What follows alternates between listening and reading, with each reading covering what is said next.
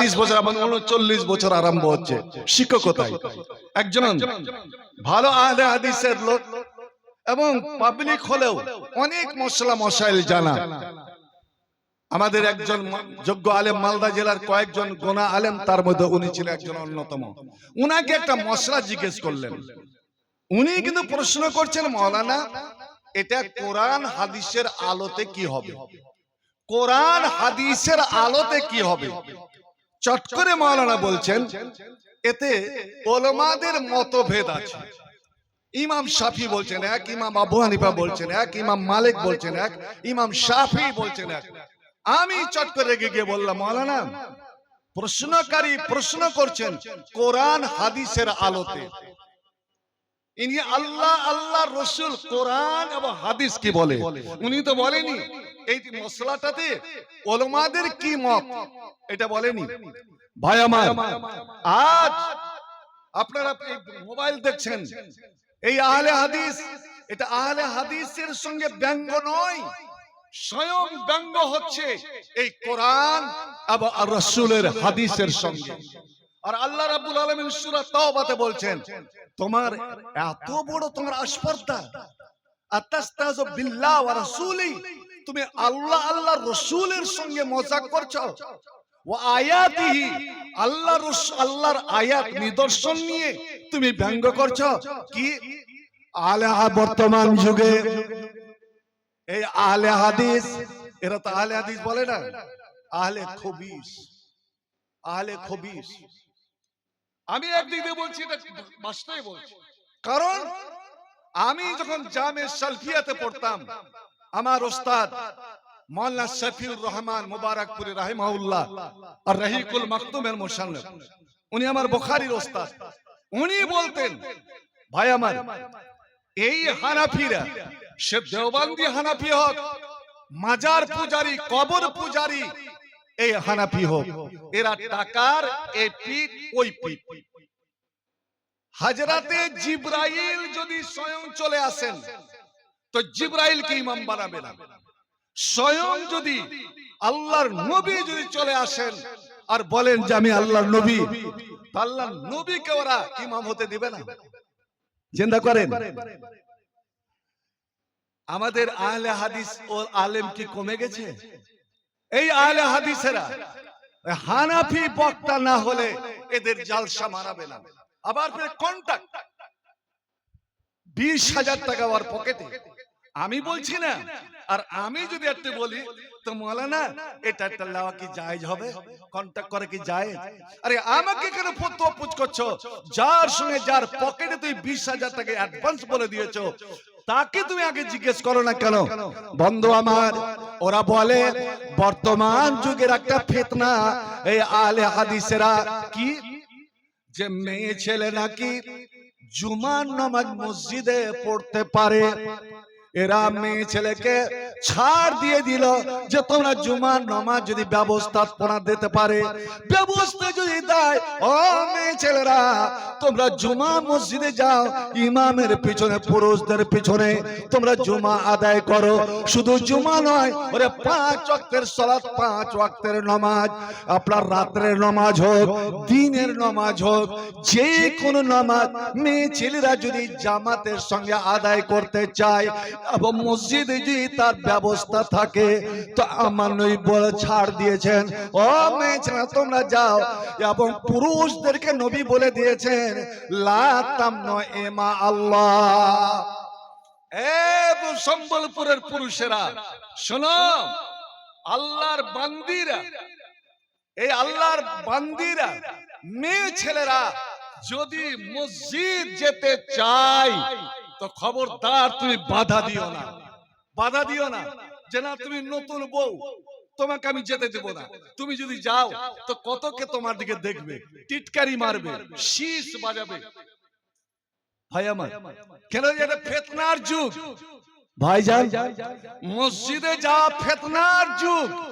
আপনার নতুন বউ, সুন্দরী বউটাকে মসজিদে যেতে দিবেন না, ঈদগাহে যেতে দিবেন না। আপনার স্ত্রীটা পঞ্চায়েতে যায় না, ব্লকে যায় না, কোর্ট কাচারি আদালতে যায় না, আপনার জেলা পরিষদের মেম্বার আপনার স্ত্রীটা নাই, এসএসকে এমএসকে তে যায় না, আপনার নারীরা ঘাটি রান্না করতে যায় না। এখানে দল করে কি সম্বলপুরে মেয়েদের দল আছে? না না, ঘরের কথা পরকে বলতে হয় না। আর ওখান থেকে যে ঘাটি রান্না করে ডোলের ডোল যে চুরি করে আনছে আর সবাইকে যে খাওয়ালো, বলুন ছেলেদের রান্না করা খাবার ও যে নিয়ে আসলো, আপনার সবাই খেলেন, এটা হালাল খেলেন না হারাম খেলেন? বন্ধু আমার, আজ মুসলমানের দোয়া কবুল হয় না কেন? আজ ভারতীয় সরকার কেন্দ্র সরকার ওয়াকফের আইন পাশ করিয়ে দিল এবং আমার রাষ্ট্রপতি ও মুর্মু সেও সই করে দিল। ওরে এত তোমার এত বিক্ষোভ, এত আন্দোলন, এত দোয়া, এত কান্না কেন কবুল হয় না? তুমি কি একবার নিজের চিকিৎসা করেছো? আমার আল্লাহ কি বলেন, নবী আমার বলছেন, ওই লোকটাকে দেখো মরু প্রান্তে মরুভূমিতে সফরের হালাতে, ওর খানা পানি সব কিছু শেষ হয়ে গিয়েছে। খোঁজাখুঁজি অনেক ছোটাছুটি করলো, কিছুই পেল না। ও অবশেষে ওর ইয়াকিন হয়ে গেল যে আমি তো অবশ্যই মারা যাব, অবশ্যই মারা যাব। এবার মরণকে স্মরণ করে সিজদায় পড়ে গেল, গরম বালুতে পড়ে গেল, আর পড়ে গিয়ে বলছে, আল্লাহ আল্লাহ তুমি রহম করো, আল্লাহ তুমি আমাকে বাঁচাও, আল্লাহ তুমি আমার খাবার ব্যবস্থা করে দাও, আল্লাহ তুমি আমার পানির ব্যবস্থা করে দাও। রব্বুল আলামিন, আমার উটটা কোথায় চলে গেছে তুমি ব্যবস্থা করে দাও, না হলে আমি বাড়ি যেতে পারবো না, আমার ছেলে মেয়ের চোখ দেখতে পারবো না, পাবো না। আমার আল্লাহর রাস্তে বলছেন, এরে নালায়েক, এরে নালায়েক, মালবাসুকা হারামুন ওয়া মাতআমুকা হারামুন ওয়া মাশরাবুকা হারামুন ওয়া গুযিয়া বিকা বিল হারাম। ওরে যেই পোশাকটা পরে আছিস সে পোশাকটা তোর হারাম, হারাম টাকার পোশাক, সুদের টাকা, ঘুষের টাকা, লুটের টাকা, চুরির টাকা, তোর এটা হারাম। এবং তোর ভিতরে যে খানা আছে, যে খানাগুলো তোর পেটে এখনো আছে, পায়খানার আকারে বের হয়নি, ওটা তোর হারাম। তোর যে শরীরে পানির যে রসটুকু আছে সেটা হারাম। তোর যে রক্ত তৈরি হয়ে যে চলাচল করছে, সমস্ত হারামের খাদ্যের রক্ত তৈরি হয়েছে। তোর মাংস পেশিগুলো হারাম, সব কিছু হারাম, হারামে ডুবি আছে। তুই কি জানিস না? ইন্নালা তাইয়্যিবুন লা ইয়াকবালু ইল্লা তাইয়্যিবা। আল্লাহ পাক, আল্লাহ পবিত্র, আল্লাহ পাক পবিত্র। করে না পাক জিনিসকে, না পাক মুখের আল্লাহ কোন দোয়া কবুল করবে না। তোর সারাটা শরীর হারামে ডুবে আছে। ফান্না ইউস্তাজাবু লাকা, ওরে কোথা থেকে আমি আল্লাহ তোর দোয়া কবুল করব রে? মুসাফির যদি দোয়া করে, মরু প্রান্তে পড়ে গিয়ে দোয়া করে, মাজলুম যদি দোয়া করে, মা বাবা যদি দোয়া করে, আল্লাহর আরশটা হিলে যায়, আল্লাহ কবুল করলেন। কিন্তু যদি তোর ভিতরে বিন্দু বিসর্গ হারাম থাকে, ওরে ওই হারাম মুখের দোয়া আল্লাহ কোনোদিন কবুল করবেন না। নিজের পরীক্ষা নেন। যা চাকরি হারা হলো, খুব আফসোস আমাদের। তুমি চাকরিটা কিসের, তুমি কেন তুমি হারালে? রাগ করিয়েন না। কত টাকা দিয়েছিলে? ওরে 10 লাখ 15 লাখ টাকাতে তুমি যদি ব্যবসা করতে, তুমি কি জানো না? আর রাশি ওয়াল মুরতাশি কালাহুমা ফিন্নার। যে ঘুষ দিল আর যে ঘুষ নিল, যে কোন কাজের জন্য ঘুষ নিল আর ঘুষ দিল, ওদের দুইজনেরই ওই স্থান হলো রসাতলে জাহান্নাম। ওরা দুইজনই যাবে জাহান্নাম। বন্ধু আমি বলছিলাম আগে আমি যাব না। বন্ধুরে, আজ আমরা এত কান্না করি, আমার আল্লাহ বলেন, ওরে তোমরা তোমাদের মেয়ে ছেলেকে মসজিদ যেতে বাধা দিবে না, যেতে দাও, যেতে দাও। আমার নবী বলতেন, ও মেয়ে ছেলেরা তোমরা মসজিদে এসো, নামাজ পড়ো, তবে কতগুলো শর্ত আছে। কি শর্ত? যে তোমরা সাজসজ্জা করে বেশ গোছ গাছ হয়ে,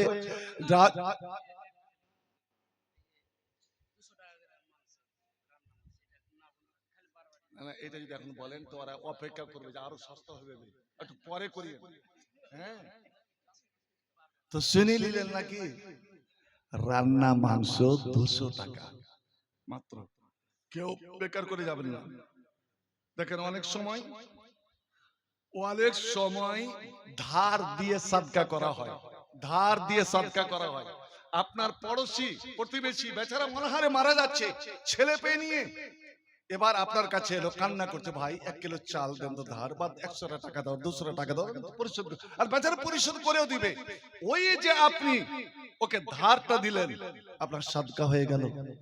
এই যে মাংসটা ঈদগাহের জন্য তো, মসজিদের জন্যই তো করেছিলেন, মাংস বেশি হয়ে গেছে, এই মাংসটা বেকার না করে আপনি 200 টাকা দিবেন।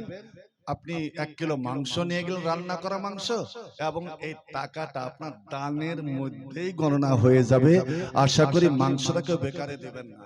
হ্যাঁ, তোমরা অত সাজগুজ করে আসবে না। আরে সাজ দেখাবে, পোশাক দেখাবে, মেকআপ দেখাবে, রং আলতা পিতা, ঠোঁটে যদি আরো কিছু লাগাও, এটা একমাত্র তোমার পুরুষের জন্য, একমাত্র তোমার পুরুষের জন্য। আজ বলেন তো জালসা আসবে এত সেজে গুজে কেন? কাকে দেখাবার জন্য? এটা তো একটা মসজিদ, তো তোমরা ওই পোশাক পরে আসবে না। হ্যাঁ, আর একটা জিনিস, ও মেয়ে ছেলেরা, তোমরা যখন মসজিদে বা ঈদগাহে আসবে, তখন কোন সেন্টের তেল, কোন খুশবু, আতর এইগুলো মেখে আসবে না। এর অর্থ হলো, তুমি যদি বাড়িতে থাকো, তুমি যদি বিবাহিতা হও, তোমার যদি স্বামী থাকে, তোমার পুরুষের আনন্দের জন্য তুমি সারা শরীরে আতর স্প্রে করো না, কেউ বাধা দিবে না। অনেক দেখবেন মুলবিরা সরাসরি বলে দেয়, যে মেয়ে ছেলেরা আতর মেখে হাঁটে তারা এরকম এরকম এরকম। শুনেন, আপনাকে দেখতে হবে। ওই আমার বিশামপুরে এক মোড়ল করেছিল কি, শালা গাইলিয়া চলে গেছে মাকিয়া, মানে এটা দেখে শালা গাই কিন্তু হামলাই না, রাত 12টাতে বের হয়েছে, ভজর হয়ে গেছে, তোর পোতাকে কই তোর চোখে কম সুজে হবে, গায়ে হামলা না করে কই দেখতো, হ্যাঁ আমার তো চোখে সুজে না, তুই দেখ না রে, ছাপড়া দেখতে তো আসলে বল নিয়ে চলে গেছে। ভাই ফতোয়া দেওয়ার সময় আপনাকে দেখতে হবে, নবী আমার বলছেন, এরে সম্বলপুরের এ মুমিন মুসলমানেরা, জুমার দিন তুমি আগে ভাগে গোসল করো, পরিষ্কার পরিচ্ছন্ন হও, তুমি সুন্দর করে ওযু করো, সুন্দর জামা কাপড় পরো, আর তোমার বাড়িতে যে ভালো দামি আতর আছে, ওই আতরটা তুমি একটু মেখে নাও, এবং তোমার কাছে যদি না থাকে, তোমার বিবিটার কাছ থেকে তুমি একটু চেয়ে নাও, তোমার বিবির কাছ থেকে চেয়ে নাও। এর অর্থটা কি হলো? তাহলে স্ত্রীরা আতর মাখতে পারে একমাত্র পুরুষের জন্য, পুরুষকে লোভনীয় করার জন্য, আকর্ষিত করার জন্য, পর পুরুষকে নয়। এটা মেখে তোমরা মসজিদে আসবে না। আর একটা জিনিস, আসবে তোমরা পর্দার সহিত, পোতালাফিয়া সাদা সিভিল পোশাকে। আর যেই মুহূর্তে নামাজ পড়া হয়ে যাবে, আমি সালাম ফিরে দিব, তখন তোমরা বেরিয়ে যাবে, চুপে চুপে বেরিয়ে যাবে। রাস্তার এক ধার দিয়ে, তোমরা রাস্তার মধ্যখান দিয়ে হাঁটবে না। আমার মা বোনেরা, তোমাদের বলছি, রাস্তার পার্শ্ব দিয়ে তুমি যাও।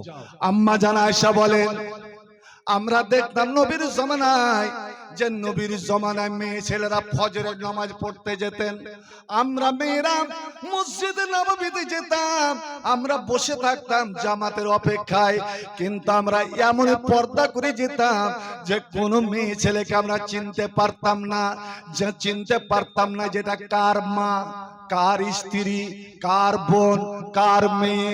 আমরা মুখের কাছে মুখ নিয়ে গিয়ে জিজ্ঞেস করতাম, তুমি কে, মান আনতে, তুমি কে? ও যখন নিজের পরিচয় দিত তখন জানতাম। এবার যখন তুমি ফিরে যেত, ওরা তোরা শোন, অনেক অনেক মেয়ে ছেলের চাদর রাস্তার ধারে যে টাটি বা কাঁটা দেওয়া থাকতো, ওই কাঁটাতে এটকে যেত, মেয়ে ছেলের এত জড়সড় হয়ে রাস্তার এক পার্শ্ব দিয়ে। বন্ধু আমার, আমাদের এসমেরাজি জালসার মতন নয় যে রাস্তার মধ্য দিয়ে মেয়ে ছেলেরা, আল্লাহ রে আল্লাহ, এই জালসা নামে কলঙ্ক, জালসাতে বাজারে লাগালাম, আর ওই বাজারে চলে হেন্ডোলা, ওই বাজারে চলে হেন্ডোলা, ওই বাজারে চলে জাম্পার। বন্ধু আমার, চিন্তা করো তো দেখি, সার কাছে আছে হিন্ডোলা, সার কাছে আছে জাম্পার। ওরে মেলা লাগে আপনার হিন্দুরকে কোন উৎসবে, কোন পূজা উপলক্ষে। এবার আমার দিনই জালসাতে যদি মেলা লাগে আর ধর্মীয় জালসাতে যদি আপনার ওই সব হিন্দোলা আর জাম্পার আসে, আপনি বলুন তো দেখি ওই মেলাতে আর এই ধর্মীয় সভাতে তফাৎটা কি হলো? তফাৎ এটুকুই, আমার মতে আমাকে ক্ষমা করবেন যে ওদের মেলাতে থাকে মূর্তি, ওদের মেলাতে থাকে মূর্তি, আর আমাদের ধর্মীয় জালসাতে শুধু মূর্তিটা নাই, বাকি সব কিছু আছে। ও মেয়ে ছেলেরা, তোমরা রাস্তার পার্শ্ব দিয়ে যাও এবং বাড়িতে ঢুকে যাও।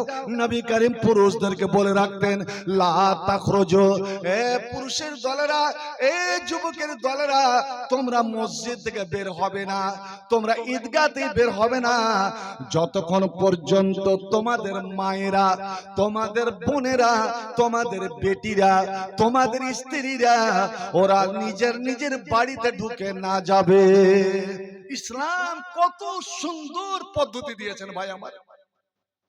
মেয়ে ছেলেকে আসতে দাও, খবরদার বাধা দিও না। জিজ্ঞেস করেন এত বড় মাদ্রাসা আছে আপনাদের। হযরতে উসমান রাদিয়াল্লাহু তাআলা আনহু, নবীর খলিফা, নবীর দুইটা মেয়ের স্বামী, যাকে বলা হয় জিন্নুরাইন, এই হযরত উসমানের এক ছেলের নাম ছিল হেলাল। হেলালের বউটা ছিল খুবই সুন্দরী, খুবই সুন্দরী। এই হেলাল কিন্তু আর সাহাবী রাসূলের ছেলে। হেলাল নিজের বউকে মসজিদ যেতে দিত না, নবীর মসজিদ, যেই মসজিদে এক রিকাত নামাজ মানে 1000 রিকাতের সমান। এবার সুবহানাল্লাহ বলা যাবে না? এক ওয়াক্তের নামাজ মদিনার মসজিদে 1000 ওয়াক্তের। আর যদি আপনি রিয়াজুল জান্নাতে নামাজ পড়ার সুযোগ পেলেন, মাত্র 2 রিকাত নামাজের আপনাকে অবসর দিবে, তাহলে তো আপনার নসিব চমকেই গেল। সেই মসজিদে হেলাল নিজের স্ত্রীকে যেতে দিত না। হযরত উসমান শুনতে পেলেন যে আমার ছেলে আমার বৌমাকে যেতে দিচ্ছে না, ছেলেরাকে জমা করলেন, এই হাদিসটাই শোনাচ্ছেন।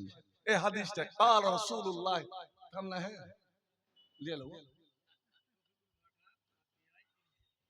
আমি এখানে দেলান করব না। আচ্ছা টাইমটা কি বলে দাও তো ভাই, দুটো কথা শুনেন, দান তো সবাই নিচ্ছে, ইনশাআল্লাহ আমিও নিব। তো বলছিলাম এই ঈদগাহ মেয়েদের ঈদগাহ আসছি। হেলাল সবটাকে বলছে নবী কাল রাসূলুল্লাহ সাল্লাল্লাহু আলাইহি সাল্লাম, আমার জানের জান প্রাণের প্রাণ যার জন্য জীবন কুরবান করাটা বড় ভাগ্যের নসিবের ব্যাপার। নবী বলেছেন যে পুরুষেরা, পুরুষের দলেরা, তোমরা তোমাদের নারীদের মেয়েদেরকে আল্লাহর মসজিদ থেকে বাধা দিও না, কারণ ইসলাম সবার জন্য। আমার নবী পুরুষের জন্য, মেয়েদের জন্য, লিন্নাস কাফা, আল্লাহর কোরআন সবারই জন্য, নরের জন্য, নারীর জন্য। শুধু তফাৎ এইটুকু যে পুরুষেরা দাওয়াত তাবলীগ দিবে আর মেয়েরা শ্রোতা হয়ে শুনবে। একটা মেয়ে ছেলে মিম্বারে চড়তে পারে না। এই যে আগে আগে মেয়ে ছেলেরা ঈদের নামাজ মসজিদে পড়তো, ভাই আমার, ঈদের সালাতের জন্য শর্ত হলো খুতবা।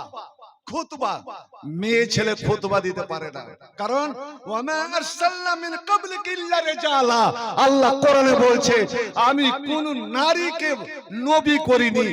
মেয়েরা আপনার রিসালাতের দাওয়াত দিতে পারে না, মেয়েরা মুয়াজ্জিন আযান দিতে পারে না, মেয়ে ছেলেরা সবারই যৌথভাবে ইমামতি করতে পারে না।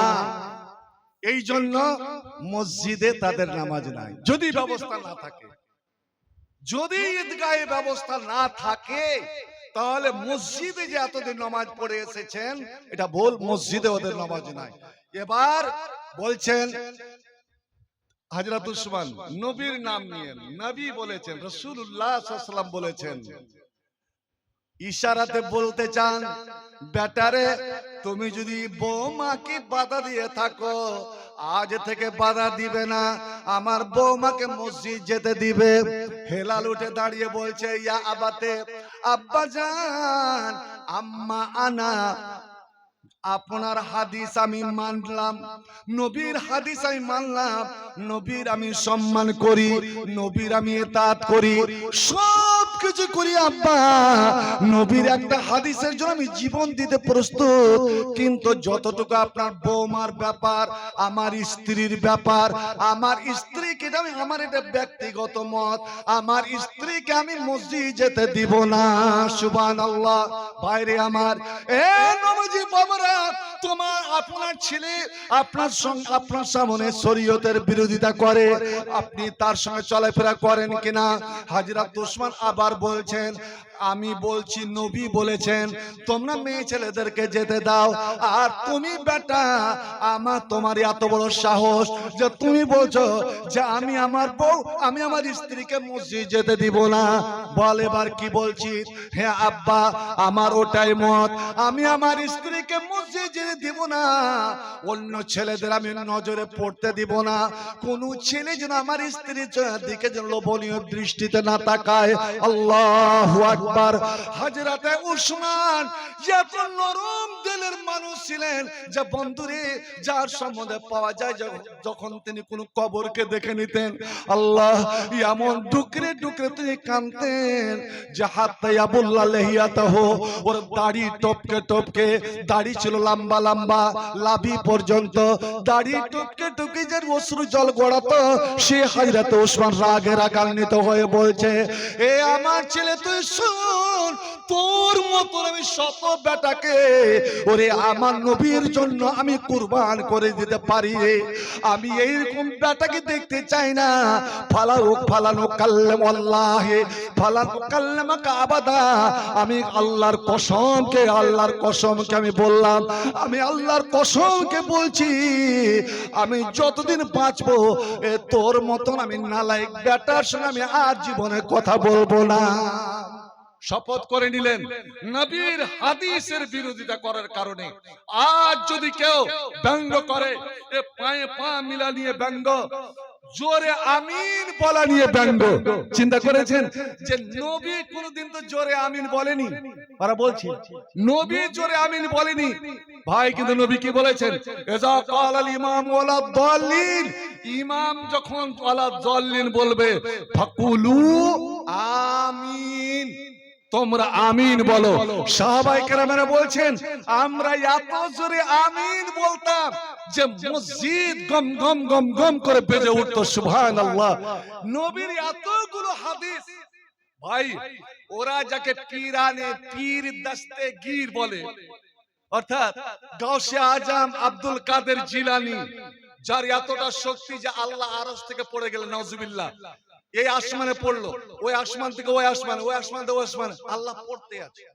এই গাউসে আজম হাত বাড়িয়ে ধরে নিয়েছিল। ওই আব্দুল কাদের জিলানী তার কিতাবে লিখছে, এরে আহলে হাদিসেরা, তোরা শুভ সংবাদ নিয়ে এলে, তোরা শুভ সংবাদ নিয়ে এলে, বেদাতি হওয়ার জন্য একটা পরিচয়, কারা বেদাতি, কারা পথভ্রষ্ট, কারা জাহান্নামী, তোরা একটা পরিচয় নিয়ে নে, যে যারা আমিন জোরে বলবে, এই আমিন বললে ওয়ালারাকে ওরা গালি দিবে, আমিন বললে ওয়ালারা গালি দিবে। সুবহানাল্লাহ। কারণ আমিনটা এত বড় দোয়া। নবী আমার বললেন, এরে সম্বলপুরের যুবক যুবকেরা, হে আমার ভাইরা, বন্ধুরা, বাবাজিরা, তোমরা জোরে আমিন বলো, কারণ তোমরা এই সম্বলপুরের মাটিতে আমিন বলেছো, আর তোমরা যতজন আমিন বলেছো ততজন আল্লাহর ফেরেশতা, নূরের ফেরেশতা, তোমাদের সুরে সুর মিলিয়ে, তোমাদের কণ্ঠে কণ্ঠ মিলিয়ে ওরাও জোরে আমিন বলেছে। এবার নবী কি বলছেন শুনুন, তোমরা বললে আমিন, আল্লাহ কবুল করো, আল্লাহর ফেরেশতারা বললেন আমিন, আল্লাহ তুমি কবুল করো। এবার আমার আল্লাহ কি করেন, নবীর সম্বন্ধে কি বলছেন শুনুন, ফাইন্নাহু মান ওয়াফাকা তামিনাহু তামিনাল মালায়েকা, ওরে তোমার আমিন তোমার আমিন, আল্লাহর ফেরেশতার আমিন যদি একই সঙ্গে বেরিয়ে যায়, যদি সুরটা মিলে যায়, কণ্ঠটা যদি মিলে যায়, এই মিলে যাওয়ার কারণে তোমার আগেকার সমস্ত গুনাহগুলো মাফ হয়ে গেল। একবার জোরে বলুন আলহামদুলিল্লাহ। রহিম বলে আসিয়াছি মাওলার দরবার, আল্লাহ তাড়ায়ও না মোরে, তোমারই দরজার গোলাম, তোমারই দুয়ারে। আসিবারই কথা ছিল নিয়ে নেকির বোঝা, ভাগ্য দোষে আসতে হলো নিয়ে পাপের বোঝা। আসামির ওই স্বীকারোক্তি ক্ষমা পাওয়ার তারি, আল্লাহ তাড়ায়ও না মোরে, তোমারই দরজার গোলাম, তোমারই দুয়ারে। জানি আল্লাহ মহাদোষী, জানি আমি মহাপাপী, বড় গুনাহগার, তুমি কিন্তু সবার বড়। আল্লাহু আকবার, জোরে বল আল্লাহু আকবার, আরো জোরে আল্লাহু আকবার। জানি আমি মহাপাপী, বড় গুনাহগার, তুমি কিন্তু সবার বড়।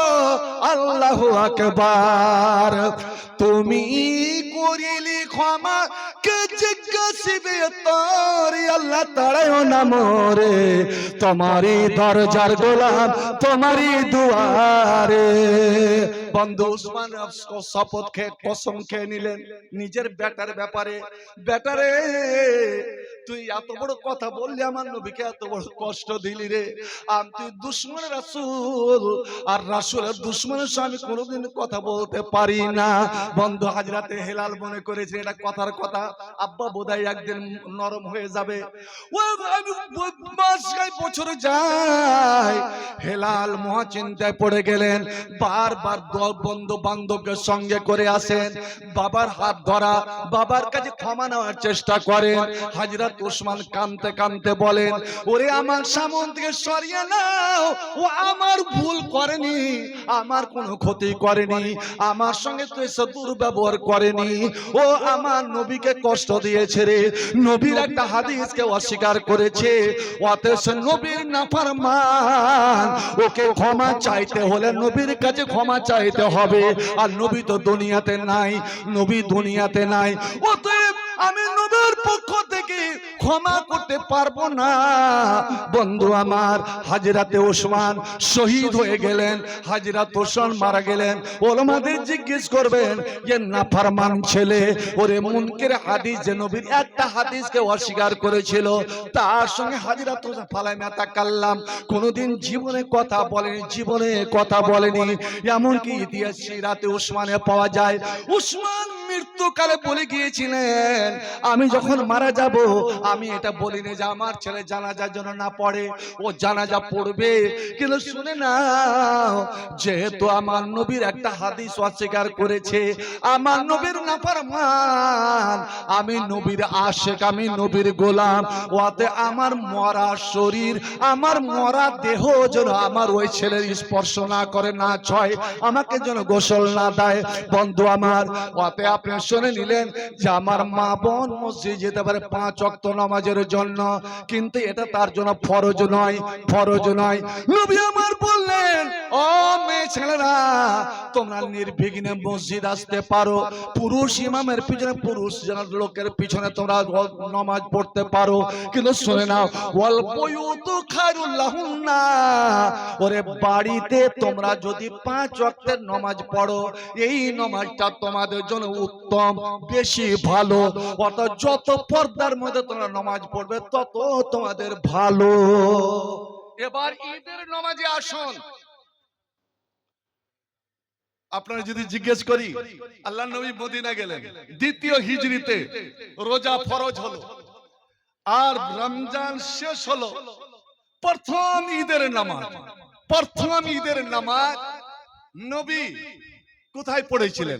মসজিদে না মসজিদে নয়, এই নামাজটা হবে বাইরে, এই নামাজটা হবে বাইরে ফাঁকা মাঠে, এটা মহা মিছিল।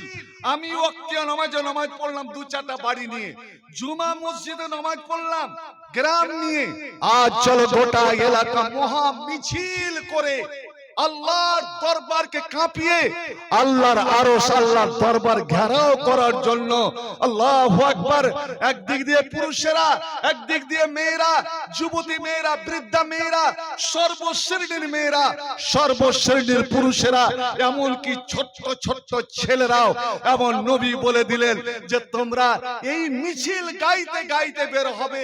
পুরুষেরা এক রাস্তা দিয়ে আসবে, ধরেন এটা যদি পুরুষদের ঈদগাহ হয়, ধরে নিন কিছুক্ষণের জন্য আপনারা এই রাস্তা দিয়ে এলেন, আমার মা বোনেরা ওই রাস্তা দিয়ে এলো, ওরা মিছিল গাইতে গাইতে চিল্লা চিল্লা না, গুনগুন গুনগুন করে আল্লাহু আকবার। কিন্তু আপনারা জোরে জোরে পড়বেন আল্লাহু আকবার, আল্লাহু আকবার, ওয়ালা ইলাহা ইল্লাল্লাহ, আল্লাহু আকবার, আল্লাহু আকবার, ওয়ালিল্লাহিল হামদ। আমার মা বোনেরা আস্তে আস্তে গুনগুন গুনগুন করে পড়তে পড়তে এলো।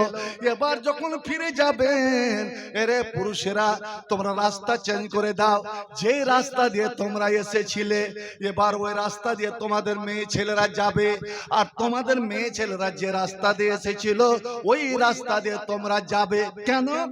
এই যে মিছিল দিয়েছ, এই যে তাসবিহ জিকির করেছ, এই যে মহা মিছিল স্লোগান তোমরা দিয়েছ আল্লাহু আকবার, আল্লাহু আকবার, ওরে জমিন থেকে নিয়ে আকাশ পর্যন্ত চারদিকে তোমার আওয়াজের গন্ধ ছড়িয়ে গিয়েছে।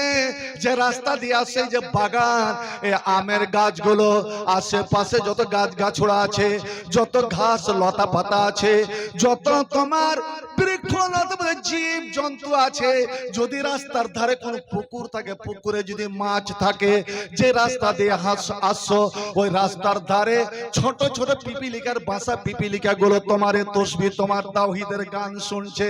আল্লাহ রে আল্লাহ, সবাই তো আপনার গানে আপনার সুরে মুখরিত হয়ে আমার ভাইরা বন্ধুরা মা বোনেরা ওরে আল্লাহর কাছে দোয়া শুরু করে দেয় নিজের নিজের ভাষায়। হে রাব্বুল আলামিন, আর সম্বলপুরে তোমার বান্দা বান্দিরা যে তাওহীদের গান আমাদের শোনালো, আল্লাহ তুমি এদেরকে ক্ষমা করে দাও হে রাব্বুল আলামিন। আর কাল কিয়ামতের কোটে রোজে মাশারে আল্লাহ এদের তোর জন্য আমাদের তুই সাক্ষী বানিয়ে নাও। আমরা এদের পক্ষ থেকে সাক্ষী দিব যারা তাওহীদের সৈনিক, তোমার গান পথে জয়রা রাস্তা দিয়ে এলেন। এ পুরুষেরা, এই রাস্তার সমস্ত কিছু একবার তোমাদের জন্য দোয়া করলো, এবার রাস্তা চেঞ্জ করে দাও, তোমার সাক্ষী বেড়ে গেল। এ আমার মায়েরা বোনেরা, তোমরা ওই রাস্তা দিয়ে এলে, তোমরা তাসবিহ পড়তে পড়তে আবার এই রাস্তা দিয়ে গেলে, তোমারও তোমাদের সাক্ষী বেড়ে গেল, তোমাদের দোয়া কন্যাওয়ালা বেড়ে গেল। আল্লাহু আকবার বলো, আল্লাহু আকবার, আল্লাহু আকবার বলো, আল্লাহু আকবার, আল্লাহু আকবার বলো, আল্লাহু আকবার, আল্লাহু আকবার বলো, আল্লাহু আকবার। এসো না আল্লাহর নামের গান গায়, এসো না মন প্রাণ জুড়ায়, এসো না আল্লাহর নামের গান গায়, এসো না মন প্রাণ জুড়ায়। আল্লাহু আকবার বলো, আল্লাহু আকবার, আল্লাহু আকবার বলো, আল্লাহু আকবার। এ মধুর নামটি নিলে হৃদয় হাসে, এ মধুর নামে সুখ নেমে আসে। আলা বিযিকরিল্লাহ তাতমাইন্নুল কুলুব। ভাই আমার, একমাত্র মনের শান্তি, মনের শান্তি ওই একডালিয়া একটা গ্রাম আছে আপনারা এখানে পারছে না, এক্ষুনি আমার বন্ধু ডাক্তার মুবারক আমাকে নিয়ে গেছিলেন একডালিয়া, ওনার বাবা আব্বা, ওরা 4 ভাই, একজন মিলিটারি, একজন ইঞ্জিনিয়ার, একজন আর উনি ডাক্তার। ওর বাবার সঙ্গে অনেক কথা হলো বেচারা, যে আমরা হান্ত্রিকের সাথে থাকতাম, এখন মসজিদ আমরা বানিয়েছি, মানলে এরকম টেনশন। আমি ওকে বললাম টেনশন করিয়েন না, আপনি একটা দোয়া খুব বেশি বেশি করে পড়বেন, খুব বেশি বেশি করে, লা হাওলা। এবার আপনারা পড়ুন তো, লা হাওলা ওয়ালা কুওয়াতা ইল্লা বিল্লাহিল আলিয়্যিল আযীম। নবী বলছেন, আবু মুসা আশআরী তুমি জানো কি, ফাইন্না কানজুম মিন কুনুজিল জান্নাহ, ওরে মানুষ যদি গুপ্ত ধন পুঁতা টাকা যদি পেয়ে যায় তো আল্লাহরে দেখাবে না, ও বাড়ি ছুটবে। আর এটা হলো আল্লাহর আরশের নিচেকার গুপ্ত ধন, আল্লাহর আরশের নিচেকার গুপ্ত ধন। একবার সবাই পড়ুন তো, লা হাওলা ওয়ালা কুওয়াতা ইল্লা বিল্লাহ। আর আল্লাহ নিজে ডাক দিয়ে বলছেন, আলা বিযিকরিল্লাহ তাতমাইন্নুল কুলুব। এ সম্বলপুরের ছেলেরা মেয়েরা, এ নর নারীরা, ওরে এত টাকা পয়সা ইনকাম করছি তবুও তোর জীবনের শান্তি নাই। আয় শান্তি যদি নিবি তো শান্তির নীড় আমার ঘর মসজিদে ছুটে আয়, শান্তির নীড় তোরা ঈদগাহে ছুটে আয়, আর সদল বলে ছুটে আয়, নর নারী ছুটে আয়, ছোট বড় ছুটে আয়, তাসবিহ তাহলিল জিকির আজকার করতে করতে ছুটে আয়। জনামেতে এ নামে বলো আল্লাহু আকবার, বলো আল্লাহু আকবার, আল্লাহু আকবার, বলো আল্লাহু আকবার। এ শোনা আল্লাহর নামের গান গায়, এ শোনা মন প্রাণ জুড়ায়। আল্লাহু আকবার, বলো আল্লাহু আকবার, আল্লাহু আকবার, বলো আল্লাহু আকবার। এ মধুর নামটি নিলে এ হৃদয় হাসে, এ মধুর নামে সুখ নেমে আসে। এই নামের তুলনা, এই নামের তুলনা আল্লাহ, এই নাম আল্লাহ নামের তুলনা মিলে না, মিলে না, তুলনা নাই নাই নাই। এ শোনা আল্লাহ নামের গান গায়, এ শোনা মন প্রাণ জুড়ায়। আল্লাহু আকবার, বলো আল্লাহু আকবার, আল্লাহু আকবার, বলো আল্লাহু আকবার। একটু শুনছিলাম, আমাদের যাচ্ছিলাম ওই ওয়াকফের সম্বন্ধে, আপনার ওয়াকফের জমি সম্বন্ধে। আহারে মুসলমানদের সব হারিয়ে দিলে রে।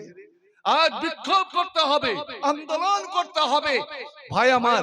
কিন্তু কোথায় বলেছে, কোন ইসলাম বলেছে যে বিক্ষোভ আন্দোলন করতে গিয়ে তুমি তোড়ফোড় করো, ভাঙচুর করো, সরকারি সম্পত্তি নষ্ট করো, রাস্তা অবরোধ করো, মানুষের ক্ষতি করো? এটা কোন ইসলাম তোমাকে প্রশ্রয় দিয়েছে কি? আহারে আল্লাহ, উহুদের যুদ্ধে নবী বলছেন আমার তলোয়ার কে আছো, আমার তলোয়ার খানা নিবে, কিন্তু তলোয়ারের হক আদায় করতে হবে। একে একে সব ফিরে গেল। হযরতে আবু দুজানা একদম উলঙ্গ শরীর, শুধু গামছার পট্টি বেঁধে আছে, লাল গামছার পট্টি মাথায়। হযরত আবু দুজানা বলছে আনা ইয়া রাসূলুল্লাহ, হুজুর আমার হাতে দেন।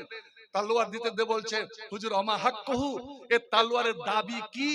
নবী আমার বললেন যার উপরে পড়বে এমন ভাবে মারো একই চোপে যেন শেষ, একই আঘাতে যেন শেষ। আর হ্যাঁ শোনো, আজ উহুদের মাঠে এই মুশরিক কাফেরেরা মেয়ে ছেলেকে পুরুষের পোশাক পরিয়ে নিয়ে এসেছে। কতগুলো মেয়ে ছেলে যুদ্ধের ময়দানে পুরুষের পোশাক পরে হেলমেট পরে নেমে গেছে, ওরা নর না নারী চিনতে পারবে না।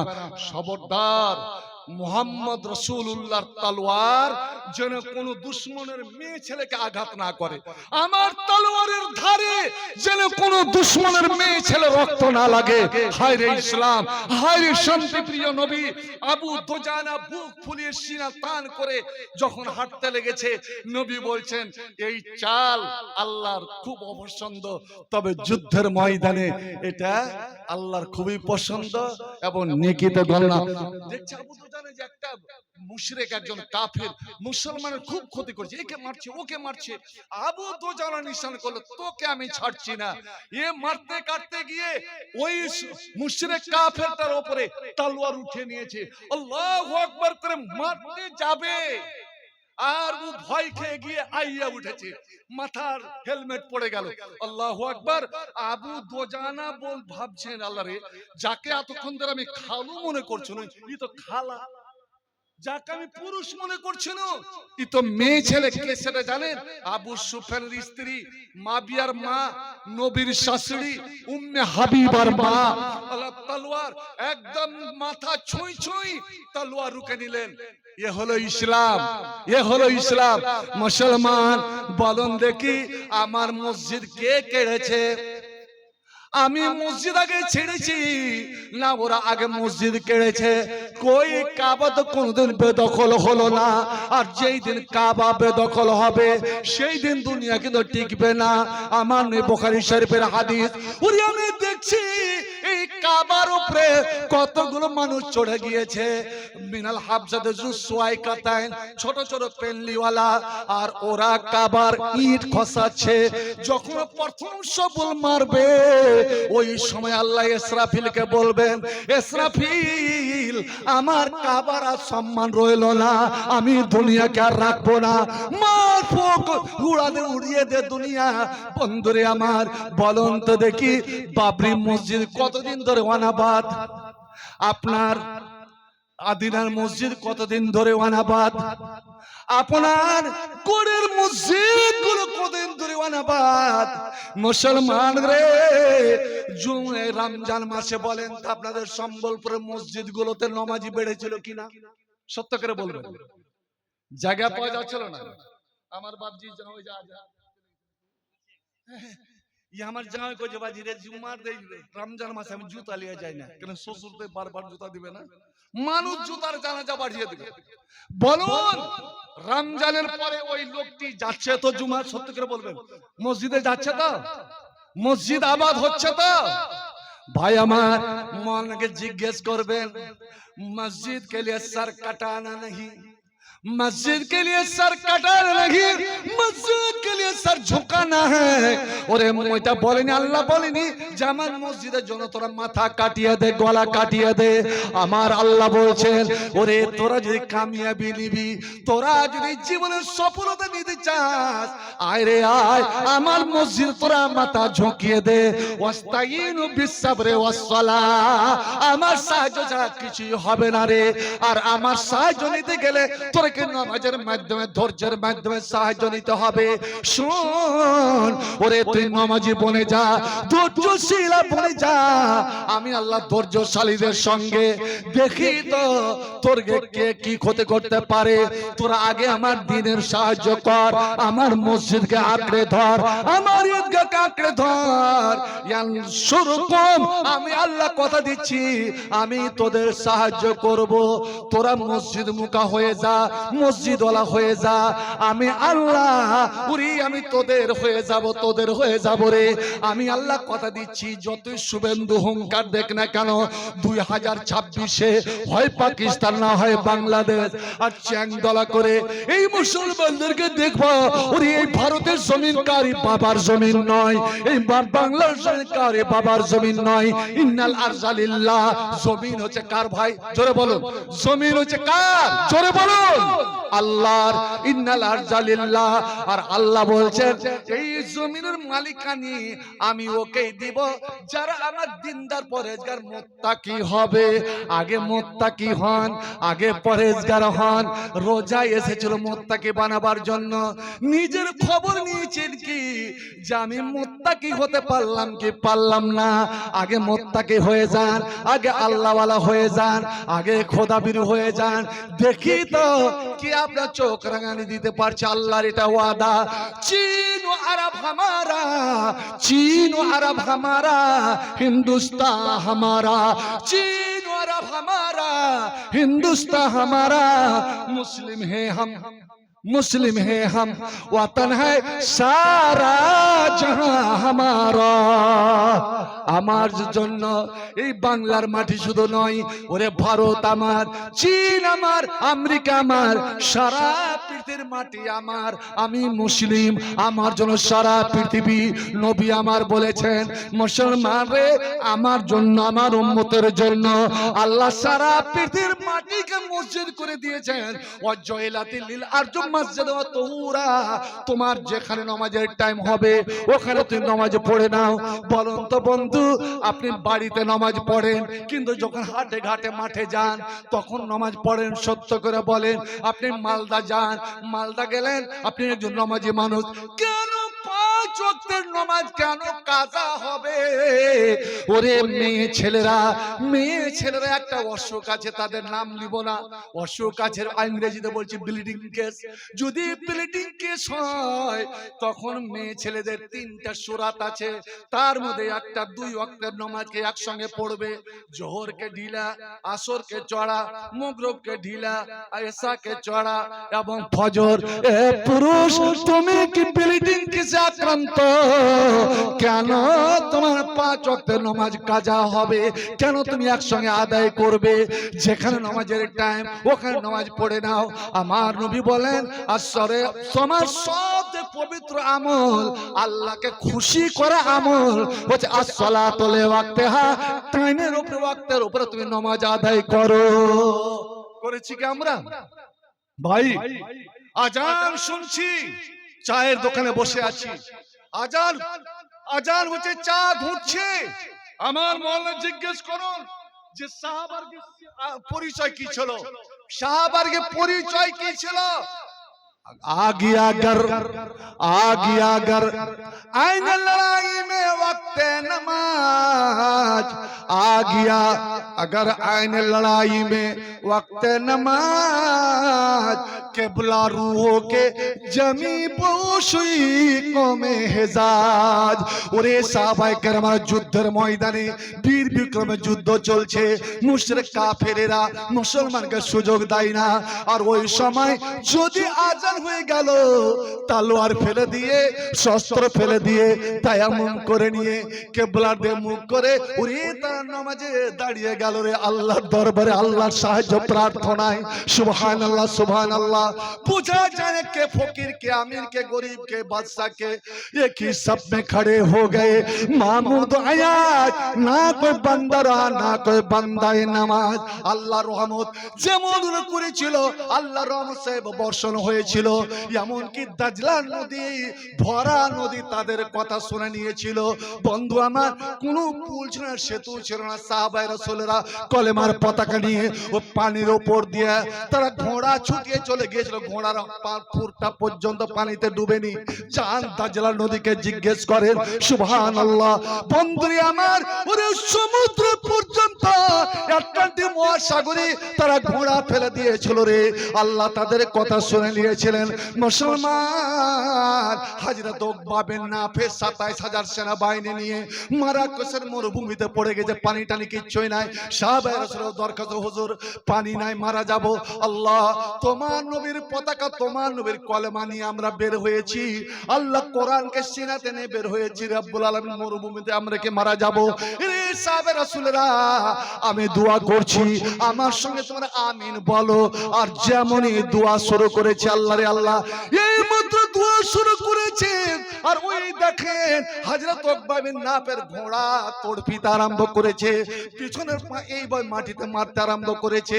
উকবা বিন নাফি দেখছেন আল্লাহ দ্বিতীয়বার এত জোরে পা মারলো যে ঘোড়ার হাঁটু পর্যন্ত বালুতে ঢুকে গেল।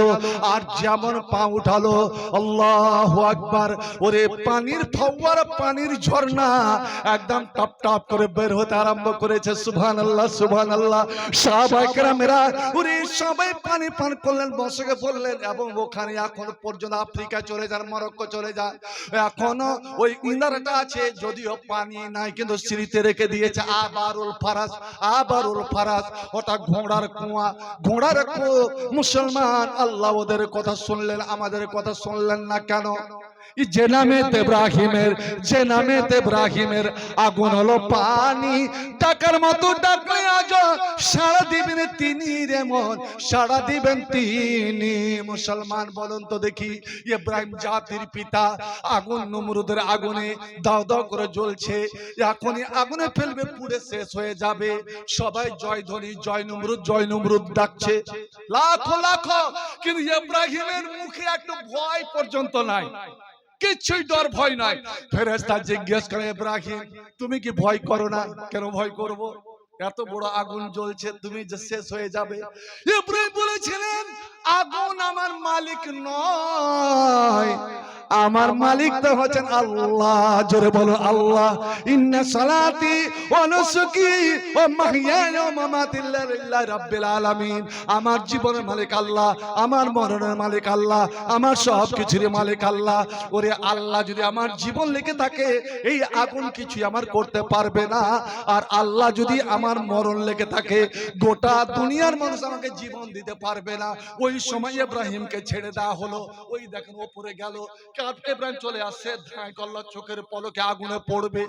আগুনে পড়তে যাবে, এমন সময় ইব্রাহিমের মুখ দিয়ে এমন একটা দোয়া, এমন একটা নারা, এমন একটা স্লোগান বেরিয়ে গেল যে আল্লাহ রাব্বুল আলামিনকে এত পছন্দ হলো। আল্লাহ ফেরেশতাদের বলেন, ওরে আমার ফেরেশতারা দেখ রে দেখ, এই মুহূর্তে আমার বন্ধু কি করে আমাকে ডাকে, আমার আমাকে যখন ডেকেছে আমার কি করণীয় হবে। এবার শোন, আল্লাহ রাব্বুল আলামিন এ মুমিন মুসলমান ইব্রাহিমের যার সন্তানেরা ওই দোয়াটা আল্লাহ কোরআনে রেখে দিলেন রে।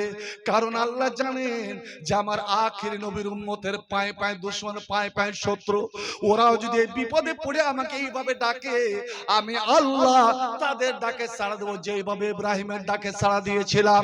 বলুন তো বন্ধু, ইব্রাহিম আগুনে পড়তে পড়তে কি দোয়াটা বলেছিলেন, যার বিনিময়ে আল্লাহ আগুনকে ফুলের বাগানে পরিণত করে দিয়েছিলেন? একজন বলুন তো দেখি, মুলবি বাদ দিয়ে, কিন্তু মুলবি বাদ দিয়ে বলেন, ইব্রাহিম আগুনে পড়তে পড়তে কি দোয়াটা বলেছিলেন ভাই? হায় রে আল্লাহ, আগে আগে পাবলিকেরা বলতো ইয়া নারো কুনি বারদা, এটা দোয়া নয়, এটা তো কোরআনের আয়াত। এক হানফি বলছে এরকম মাল্লা, এরকম টুপি মাথায় দিয়ে আছে, কইছে আমরা মাটি যখন দিই, হানফির জ্ঞানী করে মাটি দেওয়ার একটা দোয়া আছে। কি দোয়া জানেন কহেন তো কেউ?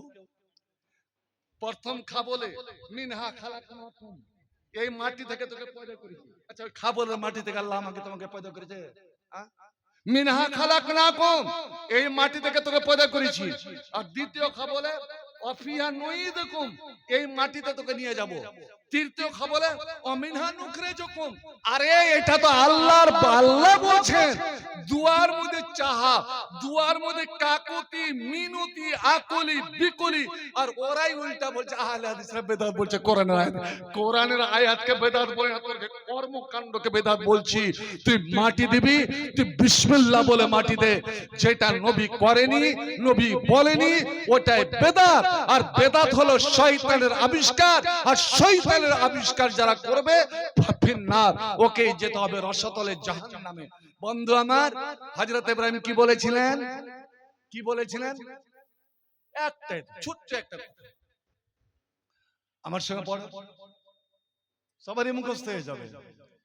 হাসবি আল্লাহ, বুখারী কিতাবুত তাফসীর। ইব্রাহিম, আল্লাহ আমার নবী বলছেন, ক্বালা ইব্রাহিম হিনা উলকিয়া ফিন্নার, যখন ইব্রাহিমকে আগুনে ফেলা হলো তখন ইব্রাহিম এই দোয়াটা বলেছিলেন, হাসবি আল্লাহ, আল্লাহ আমার জন্য যথেষ্ট, আল্লাহ আমার জন্য কাফি। ওরে নমরুদ রে, তুই গোটা বাগদাদের মানুষকে নিয়ে যদি আমাকে জ্বালাতে চাস, আর আমার আল্লাহ যদি আমার হয়ে যায়, আমি কাউরে দেখে ভয় করি না, কাউকে দেখে ডরাই না, আমার একটা চুল বিগড়িবে না, আমার আল্লাহ আমার জন্য যথেষ্ট। জবানে খালি এসে নিকলা হাসবি আল্লাহ, ইব্রাহিমের মুখ দিয়ে এই মুহূর্তে বের হয়েছে হাসবি আল্লাহ।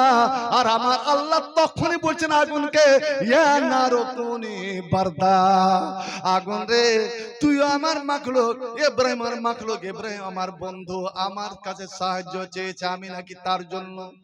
আগুন আমি আদেশ করছি তুই ঠান্ডা হয়ে যা, তুই শীতল হয়ে যা, আমার ইব্রাহিমের একটা চুল পরিমাণ তুই ক্ষতি করতে পারবি না। সুবহানাল্লাহ, সুবহানাল্লাহ। যে নামেতে ইব্রাহিমের আগুন হলো পানি, ডাকার মতন ডাকলে আজ সাড়া দিবেন তিনি রে মন, সাড়া দিবেন তিনি। এই যে নামেতে এটাই হতাশার জ্বালা গলিতে পড়ো, এই নামের মালা, এই নামের তুলনা হবে না, হবে না, এই নামের তুলনা হবে না, হবে না, তুলনা নাই নাই নাই। এ শোনা আল্লাহর নামের গান গায়, এ শোনা মন প্রাণ জুড়াই। আল্লাহু আকবার বলো, আল্লাহু আকবার, আল্লাহু আকবার বলো, আল্লাহু আকবার। শুধু টাকা বারবার দেখাচ্ছে, আমি একটা কথা 3 মিনিট, একটু অনুমতি, খালি 3 মিনিট চাইছি। যে ঈদের দিন নবী উম্মে আতিয়াকে, মদিনা একজন খুব গণ্যমান্য মেয়ে, বুদ্ধিমতী মেয়ে, উম্মে আতিয়াকে বলে, উম্মে আতিয়া তুমি বাড়ি বাড়ি যাও, প্রত্যেক মেয়ে ছেলেকে, সে বুড়ি হোক, দাদি হোক, নানি হোক, পতিন হোক, লাতিন হোক, বউ হোক, শাশুড়ি হোক, সে নাবালিকা হোক বা সাবালিকা হোক, এমন কি হযরত উম্মে আতিয়া বলছেন, ওয়া নুখরুজুল হাইয়াজা, যারা মাসিক অবস্থাতে, ঋতু অবস্থাতে নামাজ পাবে না, ওই মেয়েদেরকেও আদেশ করা হলো তোমরা গোসল করে পরিষ্কার পরিচ্ছন্ন হয়ে বেরিয়ে যাও। ওরা তো নামাজ পাবে না, তোমরা তসবিহ তাহলিল জিকির আজকার সব করবে, সব করবে। অনেক মা বোন আছে মশলা না জানার কারণে যখন ওরা মাসিক অবস্থাতে থাকে তখন কোনো দোয়া দুরুদ করবে না। কোন মেয়ে ছেলে আমাকে ফতোয়া জিজ্ঞেস করছে মোবাইলে, আমি বলি আচ্ছা পেশাব পায়খানাতে যাবে তো দোয়াটা পড়বে না? সেটাই তো শুনেছি। তো খাইতে বসবে তো বিসমিল্লাহ বলবে না? সব করবে, শুধু নামাজ স্বামী সে মিলেমিশে না। যাও তোমরা চলো, আমরা মেয়েরা বের হলাম। আমি নবীকে জিজ্ঞেস করলাম, ইয়া রাসূলুল্লাহ, আমাদের সম্বলপুরে এমন কতগুলো বাড়ি আছে, কতগুলো এত অভাবী এত গরিব যে ওই বাড়ির মেয়ে ছেলেদের বোরকা বা চাদর নাই, তো কি করে আমরা যাই? নবী বললেন, নিজের যদি চাদর না থাকে, ওর চাচি, ওর ফুফু, ওর খালা, ওর বড় বোন, ছোট বোন, মা, যার কাছে হোক চাদর চেয়ে নে। যদি চেহারা না পায় তো ওদের অন্য মেয়ে ছেলের বড় চাদরের ভিতরে ঢুকে যাবে, ওইভাবে যেতে হবে, কিন্তু বাড়িতে থাকার আমি অনুমতি দিলাম না। এত বড় করাদ। চলো গিয়ে ঈদের মাঠে জিকির আজকার, যতক্ষণ নামাজ আরম্ভ না হবে তোমরা তসবিহ তাহলিল জিকির আজকার করতে থাকো।